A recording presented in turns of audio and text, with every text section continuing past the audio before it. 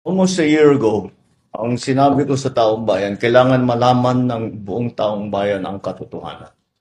At nung kami ay pinag-aaralan ng Ombudsman, ng Department of Justice, lahat ng mga aligasyon na dumating dahil sa flood control, maraming nagsasabi, bakit wala pang nangyayari? Bakit wala pang nangyayari? Bakit ang tagal ninyo? Namimili lang yata kayo kung sino yung i-prosecute ninyo. Ngayon, nandito na. At dahan-dahan lumalabas na ang katotohanan. At dahan-dahan na. At ang pinakamaganda, kung talagang may kaso, kung sila ba naman ay walang ginawang mali, ay lalabas naman yan sa pagsusuri ng paghusga. At kaya naman, eto na. Eto na yung mga, ang hinihingi sa amin ng tao. Alamin nyo, ilabas ninyo lahat ng katotohanan. Ito ang ating ngayong ginagawa. Hindi pa tapos ito. Patuloy pa ang investigasyon, patuloy pa ang mga pag-imbestiga at pag-aaral at sa intelligence and information gathering tungkol sa mga iba't ibang aligasyon kung kani-kanino pa.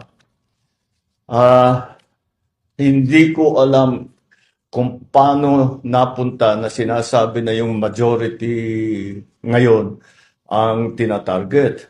Dahil kung tutusin ninyo, hindi sila majority noon. So, that does not apply. It was because of the allegations that were made and the investigations that were conducted upon learning of those allegations against kung sino man. And kung ano man ang naging alignment sa Senado, walang kinalaman yun. Ito pa rin ang mga tao na lumabas ang mga pangalan doon sa, kung titignan ninyo, ano ang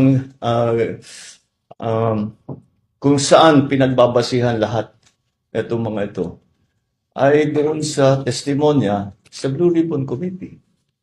Doon naman lumabas lahat ito. So, binigay ng Blue Ribbon Committee sa Ombudsman at sa DOJ ang mga findings sila. Ito ang naging resulta ngayon.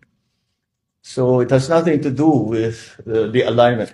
Kung magbago yan, the alignment is different again tomorrow. I'm not saying it will be, but if the alignments are different again in terms of the majority, paano mo sasabihin pag nagbago na naman yan? So, walang kinalaman yung majority, minority sa Senado. Ito ang dahil sa resulta ng mga investigasyon ng Blue Ribbon Committee at ang iba't ibang ahensya ng pamahalaan. Thank you, Sir President. The next question from Alexis Romero, Philippine Star.